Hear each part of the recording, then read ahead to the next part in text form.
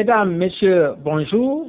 Votre revue d'actualité sur votre chaîne préférée, Référence TV.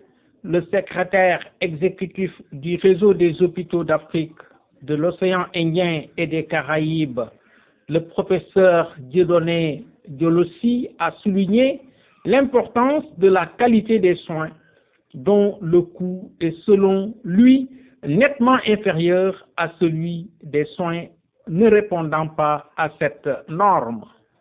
Selon professeur Diolossi, la qualité a certes un coût, mais celui-ci ne peut pas renchérir les coûts de prestations dans les divers établissements de santé dans des pays membres du réseau. C'est ce que justifie l'utilité de faire en sorte que les soins se fassent dans les conditions sécurisées. Celui qui se rend à l'hôpital se met dans les conditions psychologiques de quelqu'un qui part quelque part pour y trouver la guérison et non un handicap à long terme ou de la mort. La qualité s'inscrit dans cette démarche-là, a expliqué le secrétaire exécutif du RESACOS.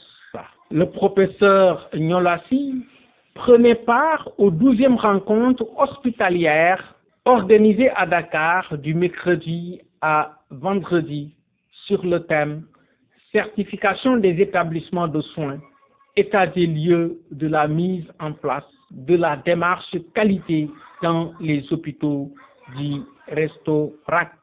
Une session de formation sur la prise en compte de la dimension genre en milieu professionnel, regroupant des acteurs du monde du travail des régions de Ziguinchor, Tambacounda, Sédhiou, Kolda et Kédougou, s'est tenue à Ziguinchor, prévue sur 2 jours. Elle est organisée par l'Agence de coopération internationale allemande pour le développement, GIZ, en collaboration avec l'administration décentralisée du travail.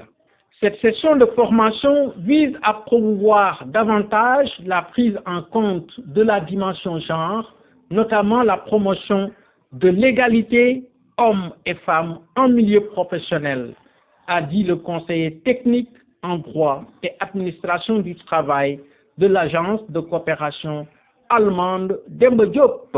Le gouvernement sénégalais a réaffirmé sa solidarité aux autorités du Burkina Faso et salué leurs efforts dans la lutte contre le terrorisme au lendemain d'une manifestation d'activistes devant la représentation diplomatique du Sénégal à Ouagadougou. Il a réaffirmé cette position dans un communiqué rendu public à la suite de la tenue mardi d'un sitting organisé devant l'ambassade du Sénégal au Burkina par des membres de la coordination nationale des associations de la veille citoyenne au Burkina Faso. Cette manifestation avait été organisée en vue de remettre à l'ambassadeur du Sénégal au Burkina Faso une copie d'une lettre de protestation que son président Djibril Sawadogo avait adressée au coordonnateur d'Amnesty International Burkina, assure le gouvernement sénégalais. Le gouvernement du Sénégal signale que le ministre des Affaires étrangères, de la coopération régionale et des Burkinabés de l'extérieur a exprimé son regret après l'organisation de la manifestation dans la capitale sénégalaise, mais n'a aucunement reproché au Sénégal une quelconque forme d'ingérence.